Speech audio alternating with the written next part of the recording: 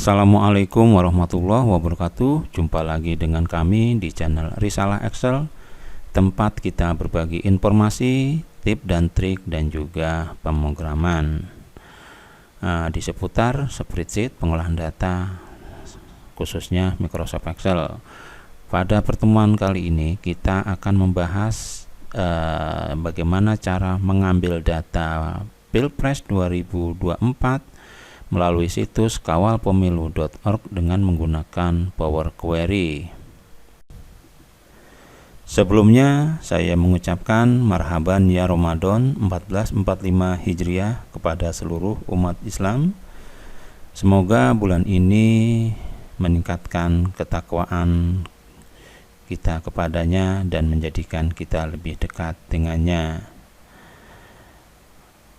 Saat ini Indonesia dalam perhelatan akbar, yaitu pemilihan presiden dan juga calon legislatif periode 2024 sampai dengan 2029, dan kita masih menunggu update perolehan final yang akan disampaikan oleh Komisi Pemilihan Umum yang rencananya akan disampaikan pada tanggal 20 Maret 2024. Nah, di sini kita akan coba mengambil data hasil perolehan tapi melalui situs kawalpemilu.org. Nah, saya pilih situs ini karena ada informasi yang dapat kita ambil melalui REST API yang disediakan. Nah, kita coba saja. Nah, URL-nya adalah https://kawalpemilu.org seperti ini. Kemudian kita enter. Nah, ini dia hasilnya, adalah tampilan seperti ini. Nah, kemudian untuk mendapatkan REST API-nya atau URL-nya, kita klik kanan, kemudian kita pilih inspect. Nah, di sini kita sudah masuk ke inspect element. Nah, kita coba refresh di sini. Nah, dia akan muncul semua proses yang dikirimkan ke website ini dan kita bisa mengambilnya. Nah, kita akan filter, kita hanya mengambil yaitu fetch HR di sini. Nah, ini ada informasi yang bisa kita ambil. Ya, di sana ada tps2.json. Nah, ini dia. Oke, seperti ini. Nah, kita bisa lihat preview tampilannya. Nah, ini berarti dia adalah daerah pemilihan suaranya. Oke, kita bisa juga lihat dari responnya. Nah, ini responnya seperti ini. Jadi ini untuk daerah pemilihan. Nah, kalau gitu kita coba cek yang di bawahnya di sini. Nah, ini dia URL-nya. Nah, kemudian di sini ada payload. Nah, payload itu adalah parameter yang dikirimkan ke website tersebut, ke REST API ini. Nah, parameter yang dikirimkan di sini yaitu ID. Kebetulan ID-nya kita kosongkan. Nah, ini kalau saya lihat ID yang dikosongkan itu berarti seluruh seluruh TPS atau seluruh daerah pemilihan yang diambil. Nah, kita bisa lihat di sini previewnya. Nah, seperti ini. Nah, kita juga bisa lihat responnya yang lebih detail, bisa kita lihat di sini. Nah, ini dia. Oke, kita coba detailkan breakdown di sini. Nah, ini yang akan kita ambil itu adalah path-nya itu yaitu result aggregated. Nah, ini akan nanti kita ambil. Nah, selanjutnya yang di bawah-bawahnya ini adalah ID-nya. Nah, itu lokasi TPS-nya ini, regionnya atau provinsinya di sini. Yang kita akan ambil hanyalah result aggregated. Nah, kalau sudah kita ambil di sini, yang kita ambil ini ada data seperti ini. Di sini ada field 11 dan juga 12 dan seterusnya. Ini berarti konsep yang disampaikan atau konsep yang diberikan oleh kawalpemilu.org adalah tabulasi atau kolumnar. Nah, kolumnar seperti apa? Kita bisa lihat seperti ini, dan ini juga untuk 11 ini hanya satu nih, walaupun dia array tapi dia hanya satu array aja. Berarti ini kolumnarnya kita hanya fokus pada per masing-masing daerah, itu kita cukup ambil di satu row-nya saja. Nah, seperti ini kalau kita lihat. Jadi nanti ada kolom 1 misalnya 11 itu Aceh, 12 itu Sumatera Utara, dan ini kolomnar ya. Kolomnya seperti ini. Satu lagi misalnya di sini ada Sumatera Barat, dan seterusnya dia ke kanan, dan informasi yang akan disampaikan tuh ke bawah seperti ini. Nah, kita rencananya dari data yang kolomnar ini atau kolom base, kita akan mengkonversi menjadi row base atau berbasiskan baris data. Hasilnya adalah nanti yang akan kita ambil yaitu hanya pas 2, pas 3, terus juga pas 1, dan juga ID lokasi. Nah, pas itu berarti paslon ya. Kita juga nanti bisa melihat juga di sini misalnya ada total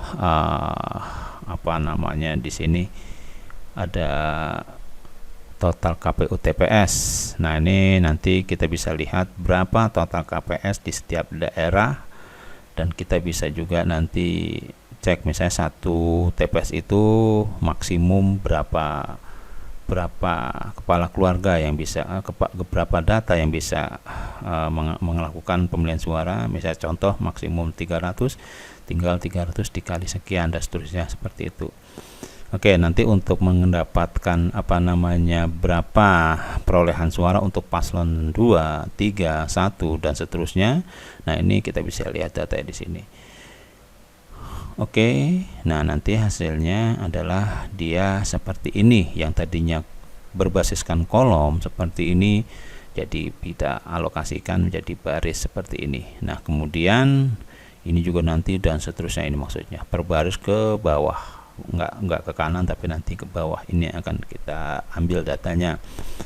Oke, sekarang kita masuk ke Microsoft Excel.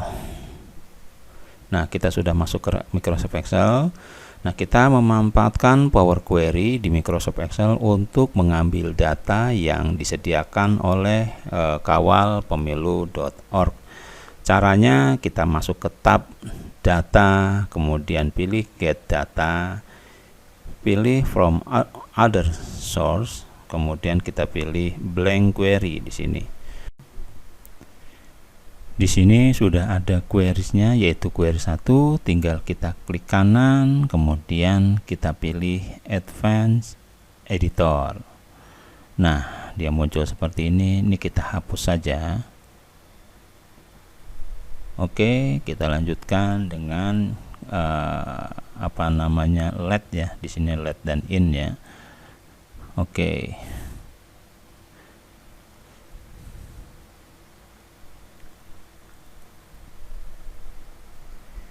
Nah, di sini kita akan mengambil data JSON menggunakan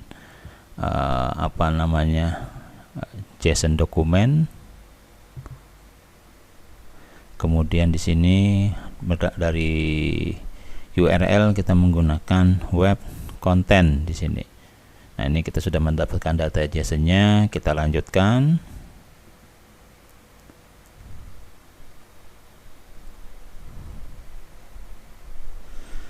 Nah, di sini dari data JSON yang sudah kita ambil melalui web content, kita akan rubah menjadi record list di sini ya, menggunakan field value. Nah, di sini kita sudah jelaskan sebelumnya, ada path yang namanya adalah result dan juga aggregated. Nah, di sini untuk di sini kita penulisannya seperti ini nih, untuk result dan aggregated. Oke, kita lanjutkan kembali.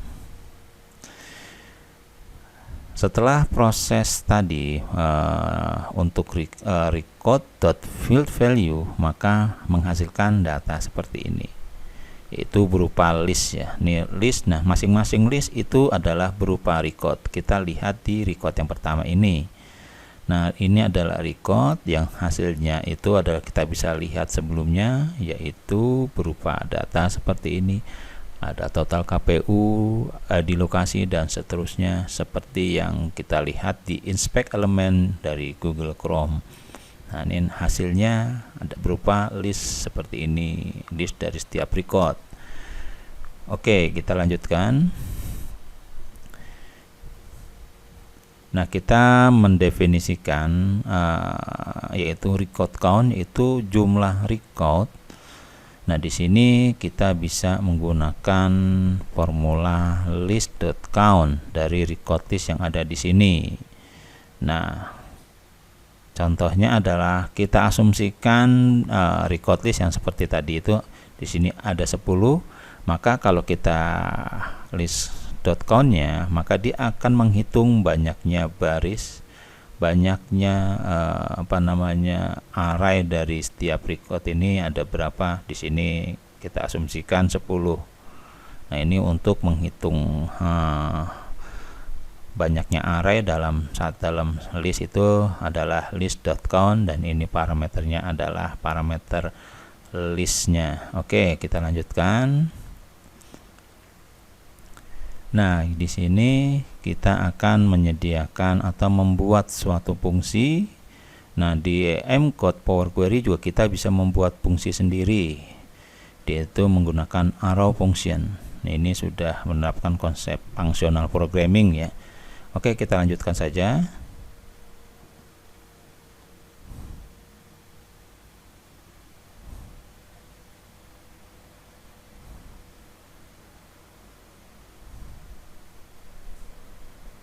Oke.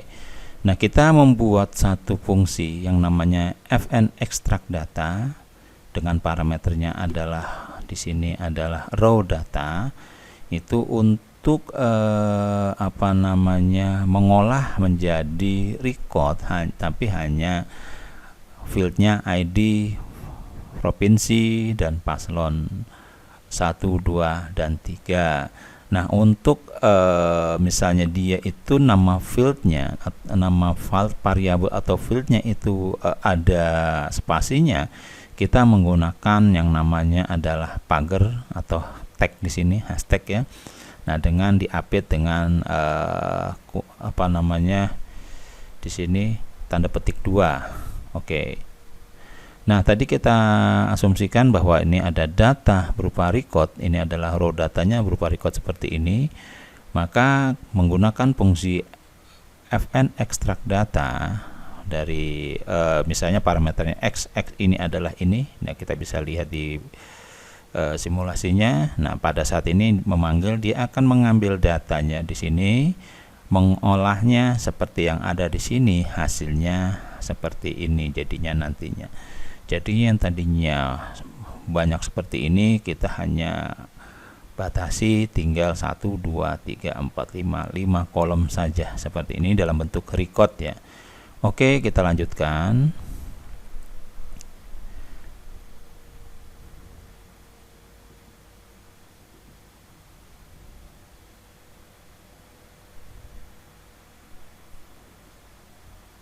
Oke, di sini ada yang namanya list.generate, itu untuk dia itu looping ya. Nah, looping di Power Query M-Code bisa menggunakan list.generate. Di sini parameter pertamanya ibaratnya starting pointnya tuh dari mana, seperti for i sama dengan 1 to n misalnya. Nah, for i sama dengan 1, berarti di sini dia mulainya dari 0.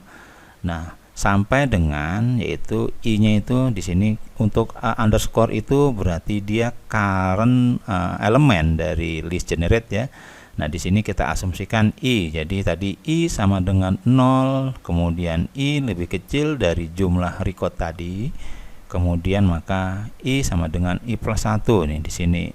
Kemudian bodinya atau badan dari looping itu adalah ini prosesnya, fn extract data. Ini akan kita ambil. Dari proses ini itu berarti kita akan mengkoleksi apa namanya, atau menampung ke dalam list yang record yang kita buat di sini. Record yang kita buat tadi, event extract data ini ke dalam satu koleksi atau satu list atau array, tumpukan array di sini. Oke, kita lanjutkan kembali. Nah, dari tumpukan array tadi itu kita akan mengubahnya menjadi table dengan formulanya, yaitu table.fromRecord, diambil dari record yang kita olah menggunakan list generate. Nah, ini seperti ini. Nah, kemudian baru hasil finalnya kita in table. Jadi ini akan kita keluarkan sebagai output dari formula yang kita buat. Oke, nah di sini sekarang tinggal kita pilih yang namanya done. Oke, di sini nah sudah muncul data seperti, dan ini kita bisa refresh karena kita mengambil dari web content ya. Nah, setelah itu data ini akan kita pindahkan ke Microsoft Excel. Kita ada close and load, tinggal kita pilih di sini, kita pilih close and load to. Oke, di sini kita ambil ke existing, kita tempatkan ke existing worksheet saja, kemudian kita oke. Nah, datanya adalah seperti ini. Nah, di sini kita tinggal menambahkan data seperti ini, di mana datanya adalah ada kolom peserta, kemudian ada jumlah dan juga persentasi.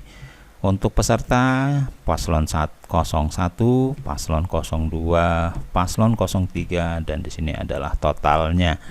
Untuk jumlah, di sini kita menggunakan yang namanya adalah summary, sum ya, index query 1, ini adalah query 1, kemudian apa namanya, koma 0 itu adalah barisnya. Jadi kalau 0 itu berarti seluruh baris yang akan kita ambil, koma match. Nah, koma berikutnya adalah kolomnya, kolom mana yang kita ambil. Ini kan karena kita ambil ada seperti ini. Nah, seperti ini berarti di sini untuk tadi row-nya 0 berarti semua kolomnya tinggal kita cari, yaitu dia ada di kolom mana. Contohnya di sini adalah paslon 1. Nah, ini ID terus juga provinsi, paslon 1, paslon 2, paslon 3. Kalau untuk paslon 1 berarti dia ada di kolom 1, 2, 3 menggunakan yang namanya adalah match di sini ya. Match dari apa namanya, dari G2, yaitu dari nama peserta diambil dari headernya yang ada di sini. Baru kita dapatkan yang namanya adalah jumlah masing-masing paslon. Kemudian apa namanya, di sini untuk total tinggal kita akumulasi dari jumlah ini, dia hasilnya adalah ini. Kemudian apa namanya, untuk presentasi di sini kita bisa menghitung menggunakan yang namanya adalah jumlah peserta dibandingkan dengan yang namanya total jumlah, bukan jumlah peserta ya, maaf, jumlah suara dibandingkan dengan total suara. Ini jumlah suara dibandingkan dengan total suara dikali 100. Ini hasilnya seperti ini. Nah, kemudian dari sini kita bisa menambahkan chart. Caranya adalah tinggal kita blok yang ingin kita buatkan chartnya.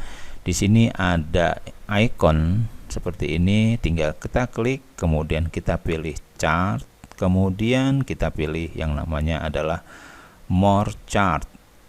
Dari sini kita pilih yang namanya tab ya, all chart, kita ambil yang namanya adalah pie. Waalaikumsalam. Nah, ini kemudian di sini apa namanya, kita pilih,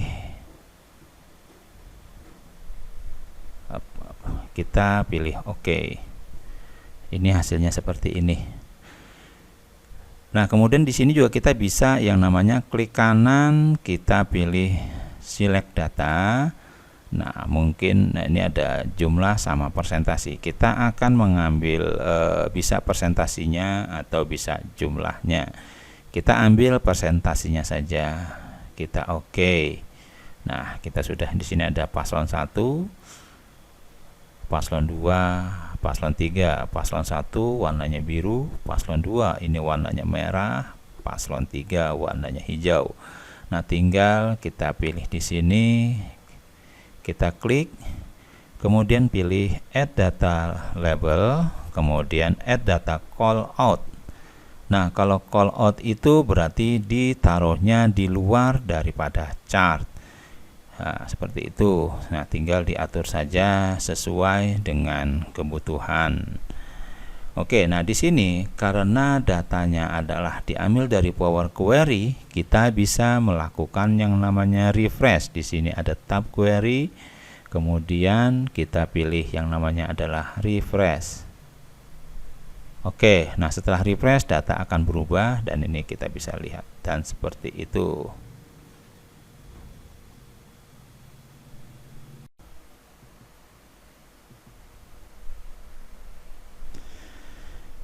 Demikianlah pembahasan kali ini sudah kita tuntaskan. Apabila dari teman-teman ingin menyampaikan komentar atau saran, usulan, atau pertanyaan, silahkan dituliskan pada kolom komentar. Jangan lupa bantu subscribe channel ini agar agar channel ini bisa berkembang nantinya. Terima kasih atas perhatiannya. Assalamualaikum warahmatullahi wabarakatuh.